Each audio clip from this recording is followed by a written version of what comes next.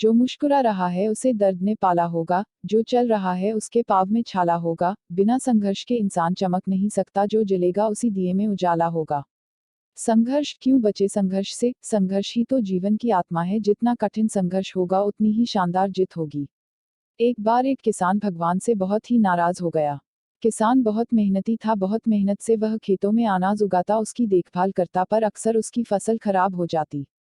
कभी सूखा पड़ जाता, कभी बाढ़ आ जाती, कभी तेज धूप, कभी आंधी, कोई न कोई कारण बन ही जाता कि उसकी फसल खराब हो जाती।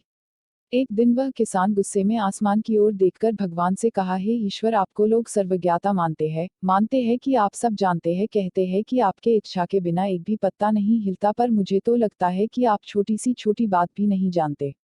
आपको तो ये भी नहीं पता कि खेती बाड़ी कैसे करते हैं, अगर आप जानते होते तो हर समय जो बाढ़, आंधी और तूफान आते हैं वो कभी नहीं आते। आप नहीं जानते कि कितना नुकसान उठाना पड़ता है हम किसानों को।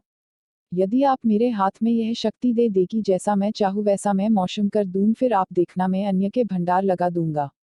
भगवान इस किसान के तीखे वाक्य सुनकर मुस्कुरा रहे थे और वह किसान के सामने प्रकट होकर बोले, मैं आज से तुझे यह शक्ति देता हूँ कि तुम अपनी खेतों पर तुम्हारी जैसी इच्छा ही तुम वैसा मौसम कर दोगे, मैं बिल्कुल भी दखल नहीं दूंगा, तुम्हारी इच्छा से सब कुछ होगा। किसान बहुत खुश हो गया। किसान ने गेहूं की फसल अपनी खेतों में बोई। जब उसे लगा कि खेतों को धूप चाहिए तो खेतों को धूप मिले, जब पानी बरसना चाहिए तभी पानी बरसा, आंधी, तूफान, बाढ़ कुछ भी उसने अपने खेतों पर आने नहीं दिया। किसान के खेत में इस वर्ष ऐसी फसल हुई जैसी कभी नहीं हुई थी। हरी भरी लहलहाती फसल, मन ही मन वह बहुत खुश हो गया और सोचने लगा, अब सबूत के साथ दिखाऊंगा भगवान को कि इसे कहते हैं शक्ति का सही उपयोग। मेरी सफलता देखकर उन्हें अपनी नियम जरूर बदलने पड़ेंगे। कुछ दिन गुजरे, फसल कटने को तैयार हो गए। किसान बहुत उत्सुकता के साथ फसल को काटने लगा, पर जैसे ही उसकी नजर गेहूं की बालियों पर गया तो उसने अपना सिर पीट लिया और वह रोने चिल्लाने लगा। गेहूं की एक भी बाली के अंदर गेहूं का दाना नहीं था, सारी बालियां अंदर से खाली थी। किसान बहुत दुखी हो गया, उसने भगवान को रोते हुए फिर पुकारा, हे प्रभु, तुमने ये मेरे साथ क्या किया, क्या तुमने मुझे कोई सजा दी? भगवान बोले, पुत्र, ये तो होना ही था, तुमने पौधों को संघर्ष करने का मौका ही कहा दिया, ना तो तुमने उन्हें आंधियों से जूझने दिया, ना तेज बारिश से सहने दिया और ना ही धूप में तपने दिया। एक भी चुनौती का सामना तुमने उन्हें नहीं करने दिया, इसीलिए सारे पौधे अंदर से खोखले रह गए।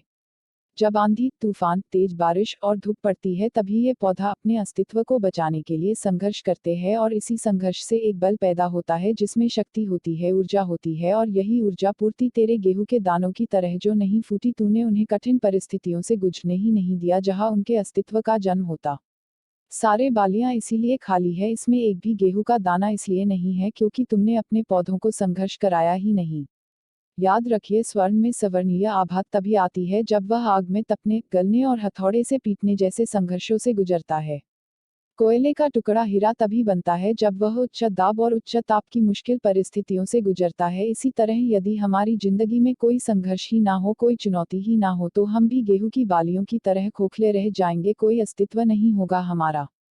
विपरीत परिस्थितियां, चुनौतियां, समस्याएं हमें और अधिक निखारती है। यदि जीवन में कठिन परिस्थितियां और चुनौतियां आए तो घबराना मत, बल्कि सामना करना। विश्वास करना कि आप और अधिक निखर जाओगे और अधिक मजबूत बन जाओगे। किसी ने कितना सही कहा है, जिंदगी जीना आसान नहीं होता, बिना संघर्ष कोई महान नहीं होता, जब तक ना पड़े हथौड़े की चोट तब तक पत्थर भी भगवान नहीं होता।